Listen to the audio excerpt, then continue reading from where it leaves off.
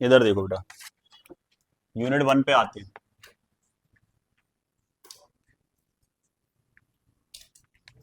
ठीक है, यूनिट 1 में तो सबको पता क्या क्या आना है, सार्थक अंक पढ़ के जाना, पांचों नियम, द्रव्यमान संरक्षण का नियम, व्युत्क्रम अनुपात का नियम, गैलुसेक का नियम, ये मतलब जो भी है। और हाँ, लिखवा दिए थे ना, क्या ओटी? हाँ, क्वेश्चन आंसर इसके लिखे हुए हैं, थोड़ा सा हम ओटी पे गौर करेंगे। ऑब्जेक्टिव टाइप क्वेश्चंस देख लो बस इसके, बाकी आप कर लोगे। इधर देखो बेटा, एक बहुत इंपॉर्टेंट क्वेश्चन है जो पूछा ही जाता है लगभग ओटी में, और वो है शुद्ध जल की मोललता कितनी होती है? शुद्ध जल की मोललता। ठीक है, और इसका मान होता है, अगर मान लो 55.55 आ रहा तो भी सही है, और अगर 55.6 लिखा आ रहा तो भी सही है। ठीक है, इसको याद रखो। चलो, अब हम बात करते हैं। सबसे पहले आपको कुछ तत्वों और उनके परमाणु क्रमांक और परमाणु भार याद होना चाहिए। जैसे हमने कहा आपसे, hydrogen, lithium, sodium, potassium, beryllium, magnesium. ठीक है, इसके अलावा बोरॉन, कार्बन, नाइट्रोजन, ऑक्सीजन। ठीक है, फ्लोरीन, क्लोरीन, ब्रोमीन, आयोडीन, ये। और इसके बाद अगर हम बात करें एल्यूमिनियम, इसके बाद सिलिकॉन, इसके बाद फास्फोरस, इसके बाद सल्फर, इन सब के परमाणु क्रमांक और परमाणु भार आपको पता होना चाहिए। तो इसका परमाणु क्रमांक होता है 1, इसका परमाणु क्रमांक 3, इसका 11, इसका 19, इसका 4, 5, 6, 7, 8, 9, इसका 12, 13, 14, 15, 16, 17। ठीक है, ऐसे ही ब्रोमीन का कितना होता है? तो ब्रोमीन का होता है हमारे ख्याल से 17 और 18, 18 35, 35। और इसका होता है लगभग फिर 18 जो 8 5 13 53। ठीक है, इनके आपको परमाणु क्रमांक याद होना चाहिए। ठीक है, परमाणु क्रमांक के बाद अगर हम बात करें तो इनमें क्या निकालने को आ जाता है, कभी कभी वो न्यूट्रॉन, प्रोटॉन, इलेक्ट्रॉनों की संख्या पूछ लेता है, जो आप इजीली निकाल लेते हो, क्योंकि आपको पता होना चाहिए इसके लिए भार। क्या पता होना चाहिए? भार। तो वो दे देता है, जैसे वो क्या है, कैल्शियम 20 40, इसमें कितने इलेक्ट्रॉन, प्रोटॉन, न्यूट्रॉन होंगे, तो दोनों देगा वो। तो यार नीचे वाली संख्या हमेशा इलेक्ट्रॉन की होती है, और जितने इलेक्ट्रॉन होते हैं उतने ही उसमें क्या होते हैं, प्रोटॉन। तो अगर इलेक्ट्रॉन 20 है तो प्रोटॉन भी 20 होंगे, ये तो बराबर हो गए। अब हमें पता है जो ऊपर वाली संख्या होती है वो दो चीजों की होती है, न्यूट्रॉन की और भार, मतलब न्यूट्रॉन और प्रोटॉन का भार होता है, जो अप्रोक्सीमेट लगभग 1 माना जाता है, एक ही माना जाता है। तो ऊपर अगर हम बात करें, इलेक्ट्रॉन इसमें 20 हैं, तो इसमें से प्रोटॉन भी 20 हो गए, तो 20 ही बचे, 40 में से 20 तो प्रोटॉन चले गए, तो न्यूट्रॉन भी 20 बचे। निकालना आता है तो ये कभी कभी पूछ लेता है। अब ये जो भार हैं, अगर मान लो नहीं दे रहा तो हमें याद होना चाहिए कैसे, जितनी भी इसमें विषम संख्याएं उनके भार हमेशा लगभग दुगने से एक ज्यादा, जैसे 19। ठीक है, इसका कितना होगा, 17 दूनी 34 और 1 35.5, इसका याद रखोगे। इसका 1 का 1, इसका 7, इसका 9, इसका 11, इसका 12, क्योंकि 6 है ना, इसका 14, इसका 8, 16, 11 है 23, 24, 13 दूनी 26 और 1 27, 14 दूनी 28 और 29 30, 29, फास्फोरस 31, नहीं इसका 28 होता है, जस्ट डबल, और सल्फर का 32। ये सबके आपको परमाणु क्रमांक और परमाणु भार है ना, लिख लिख के याद कर लो, बहुत जरूरत पड़ेगी इनकी। जरूरत कब पड़ती है? जब वो कहता है H2O का अणुभार कितना होगा। तो अणुभार तो तब निकाल पाओगे जब परमाणुओं के भार पता है। तो परमाणु का भार ऑक्सीजन का 16, हाइड्रोजन का 1 गुणा 2 बराबर 18, क्योंकि एक हाइड्रोजन का 1 होता, 2 हाइड्रोजन है तो 2 का गुणा होगा, 16 दूनी 18। तो ये तब निकाल पाओगे ना, तो अणुभार निकालने के लिए पता होना चाहिए। क्लियर? तो सबसे पहले आपको क्या याद करने हैं, इन सभी तत्वों के परमाणु भार और परमाणु क्रमांक, जिससे आप इलेक्ट्रॉन, प्रोटॉन, न्यूट्रॉन की संख्या निकाल पाओ और उसका अणु भार निकाल पाओ। क्लियर? ठीक है, बाकी सब परिभाषाएं आप पढ़ के जाओगे, आपके पास सब लिखा है, मोलरता की परिभाषा, मोललता की परिभाषा, मोलविन मोलविन सब लिखी है, तो आप कर लोगे। अब इधर देखो, कभी कभी वो ये पूछ लेता है कि वो कह रहा एक यौगिक है जिसका अणुभार 42 है, 42 है, और उसका मूलानुपाती सूत्र है CH2। ठीक है, तो इसका अणुसूत्र कितना होगा? अगर 42 उसका अणुभार है तो उसका अणुसूत्र कैसा होगा? तो आप सबसे पहले इसके भार को कैलकुलेट करो। तो आप कह दोगे सर 12, कार्बन का 12, हाइड्रोजन का 2, 14, और 42 को काट दो 14 से, 14 थी 42, कितना और 3, 3 को गुणा कर दो बस यहाँ में, तो जो हो जाए C3H6 जो बन गया अणुसूत्र। क्लियर? आ गया समझ में?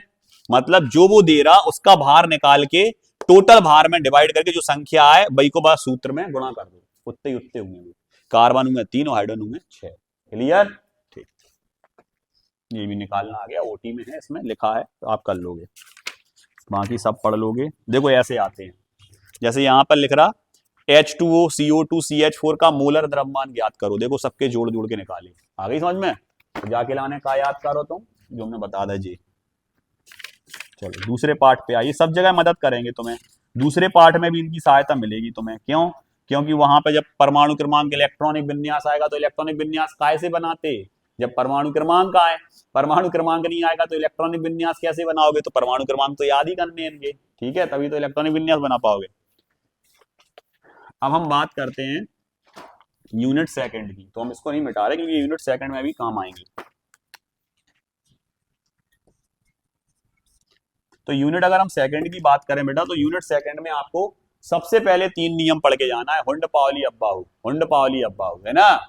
ये तो सबको पता है, हुंड पावली अब्बाहु, कक्ष और कक्षक में अंतर और क्वांटम संख्या। ये 5 प्रश्न तो ऐसे हैं जो बिल्कुल आते ही हैं, कुछ ना कुछ आता है इसमें से, है ना? तो ये आप सभी पढ़ के जाएंगे। अब हम बात करते हैं कुछ और चीजें भी इनके अतिरिक्त हैं, वो कौन कौन सी चीजें हैं इधर देखो। जैसे मान लो उसने एक क्वांटम संख्या दे दी, अब वो कह रहा नाइट्रोजन के 7वें इलेक्ट्रॉन के लिए, नाइट्रोजन के 7वें इलेक्ट्रॉन के लिए चारों क्वांटम संख्याओं को ज्ञात करो, है ना? चारों क्वांटम संख्याओं को ज्ञात करना है। तो सबसे पहले नाइट्रोजन का परमाणु क्रमांक 7, इलेक्ट्रॉनिक विन्यास 1s2 2s2 2p3, 7वें इलेक्ट्रॉन की कह रहा वो, तो पहले इसको बनाओ। तो ये क्या होगा? 1s, इसमें 2 इलेक्ट्रॉन, 2s में 2 इलेक्ट्रॉन, 2p, अब इसमें होता है px py pz, 1 2 3, 2 और 2 4 5 6, जाकी कह रहा हूं, जाकी कह रहा हूं 7वें की। मतलब वो कह रहा तुमसे, तुम्हें किसके लिए निकालना है मान? 2pz के लिए, और 2pz में कितना है इलेक्ट्रॉन? 1, जाके लाने चारों क्वांटम संख्या निकालनी। तो n का मान तो तुम्हें पहले ही पता कितना है, ये लिखा आगे 2। अब तुम्हें पता है कि l का मान कितना होता है, तो l का मान p कक्षक, पहले तो p कक्षक के लिए कितना होता है, क्योंकि हमें पता है l बराबर 0 मतलब s कक्षक, l बराबर 1 मान है p कक्षक, l बराबर 2 मान है d कक्षक, l बराबर 3 मान है f कक्षक। क्लियर? तो यहां पर p है तो p के लिए मान 1। अब आ जाओ m पे, तो तुम्हें पता है इसके लिए 3 मान होंगे, -1 0 और +1, तो pz के लाने मान कौन सा है? +1, दिख रहा, दिख रहा, प्लस का 1, और इलेक्ट्रॉन एक ही है तो जो s का मान होगा वो होगा +12, और अगर एक और उल्टा होता तो -12। क्लियर?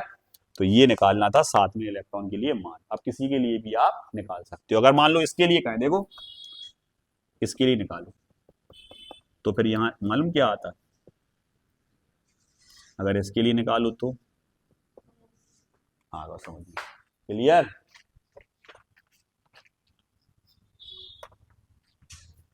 इसके अलावा हाइजेनबर्ग का अनिश्चितता का सिद्धांत और डी ब्रोगली समीकरण, ये दोनों पढ़ के जाना, छोटे छोटे से हैं, बिल्कुल छोटे छोटे लिखवाए।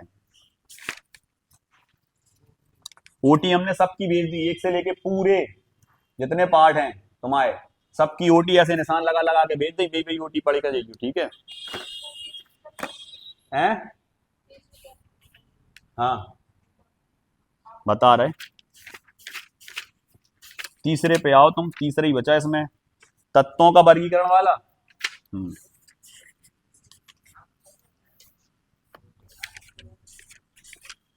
इधर देखो बेटा, तत्वों के वर्गीकरण की अगर हम बात करें,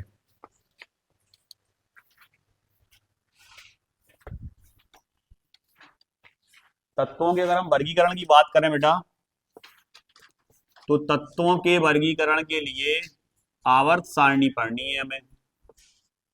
और सबको पता आवर्त सारणी क्या होती। आवर्त सारणी वो होती जो मेंडलीव ने दी थी, उसके बाद किसने दी थी उसको विस्तृत रूप में, मोसले ने। तो आधुनिक आवर्त सारणी किसने दी?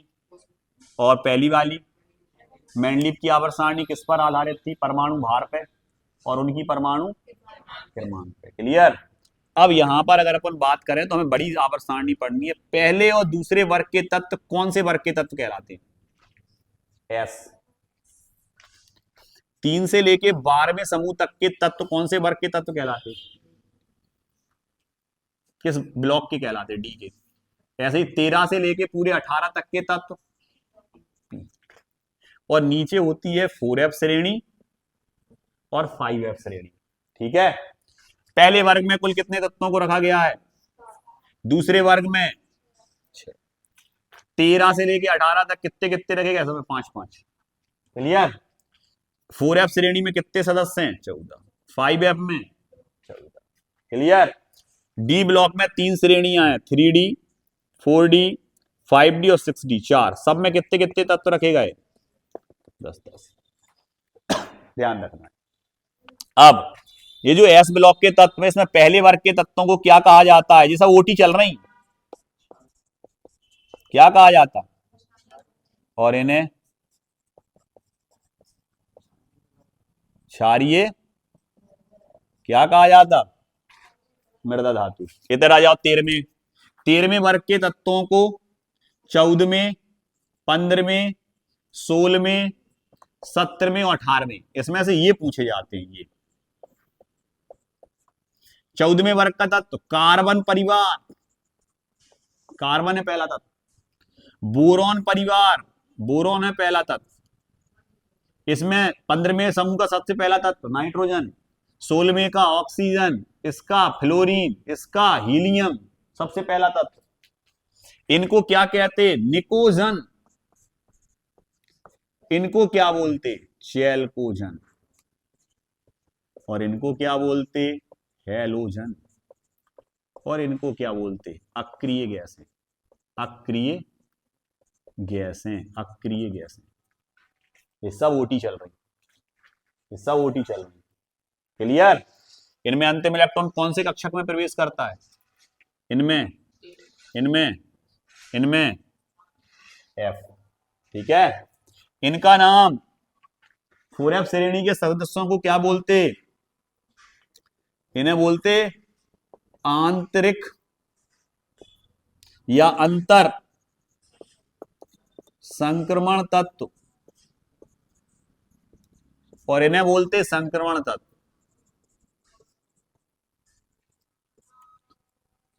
ठीक है। क्लियर। अब वो ये पूछ सकता है पी ब्लॉक में ऐसे कौन सी अधातु है जो द्रवावस्था में पाई जाती है? ब्रोमीन। डी ब्लॉक में ऐसा कौन सा तत्व है जो द्रवावस्था में पाया जाता है?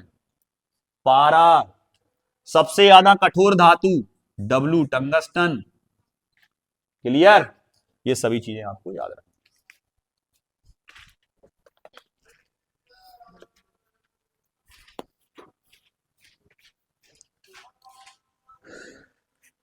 इधर देखो बेटा, इसमें एक क्वेश्चन जरूर पूछा जाता है, ध्यान रखना।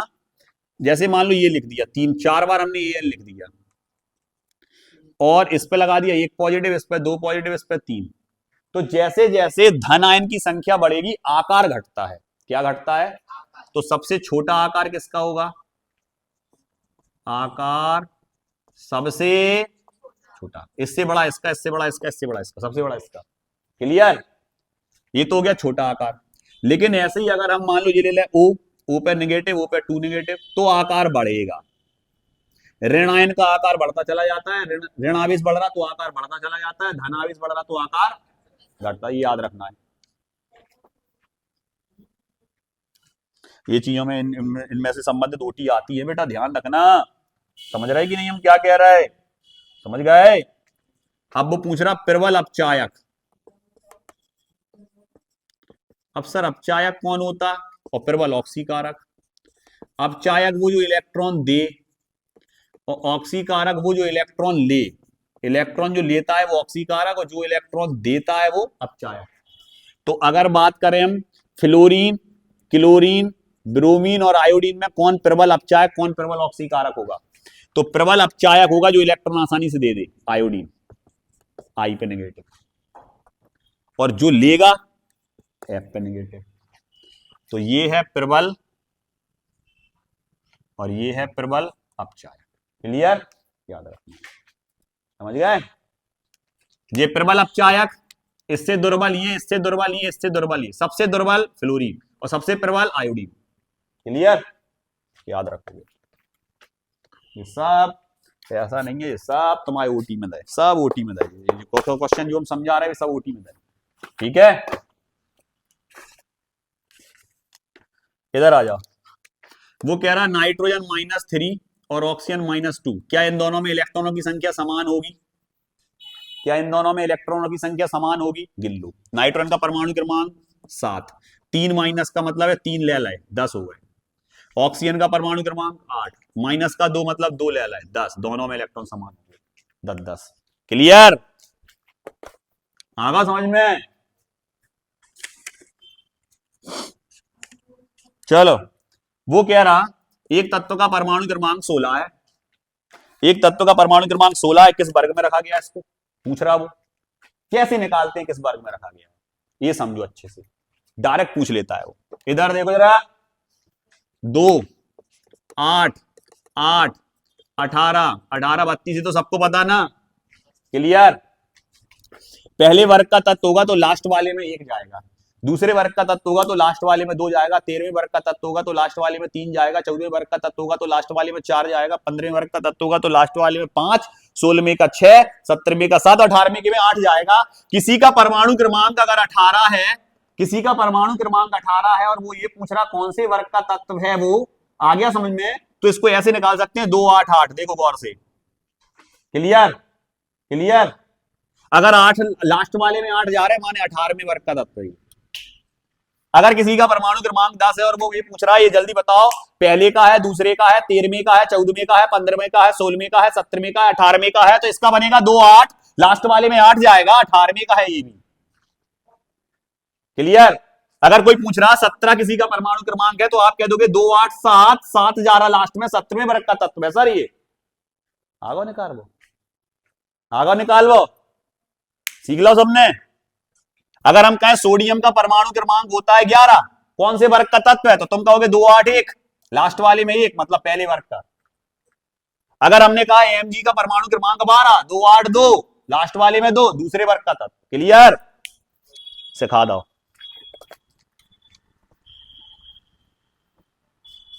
इस तरह की ओटी आती है, लिखी है इसमें। ठीक है,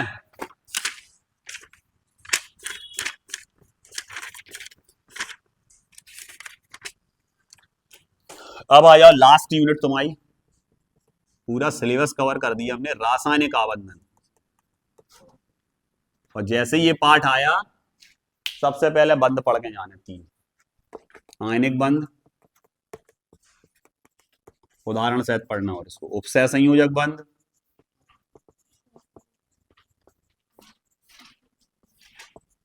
और नंबर 3 सह संयोजक बंध। सह संयोजक, उपसह संयोजक और आयनिक, तीनों आपको पढ़ के जाने हैं। इसके बाद इसमें एक वो जरूर पढ़ के जाना, अच्छे से बनवाना सिखाया, अणु कक्षा आरेख।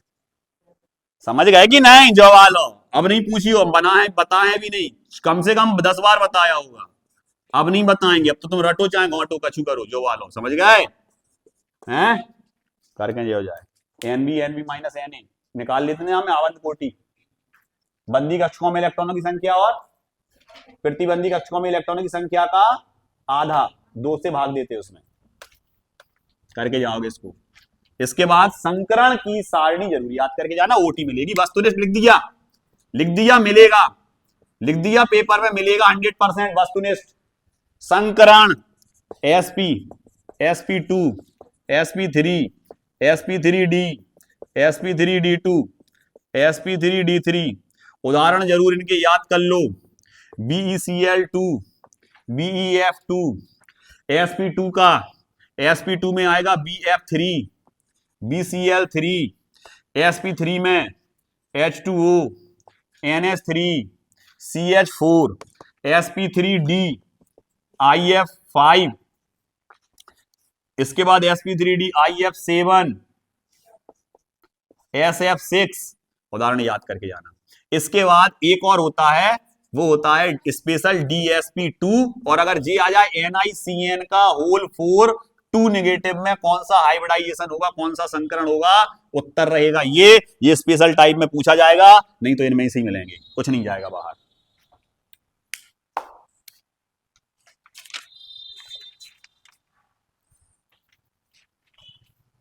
संरचना पूछ लेता है, इसकी संरचना, वो कहेगा sp संकरण में संरचना कैसी होगी, रैखिक। वो पूछ सकता है BeCl2 की संरचना कैसी होती, रैखिक। सबकी सब संकरण की लिखी है ना तुम्हारे पास, संरचना सबकी लिखी है, बंद कोण लिखे हैं ना, 120 डिग्री, 109 डिग्री, 180 डिग्री, सबके लिखे हैं संकरण की। बंद कोण याद करके जाना है, आकृति याद करके जानी है, खत्म पाठ।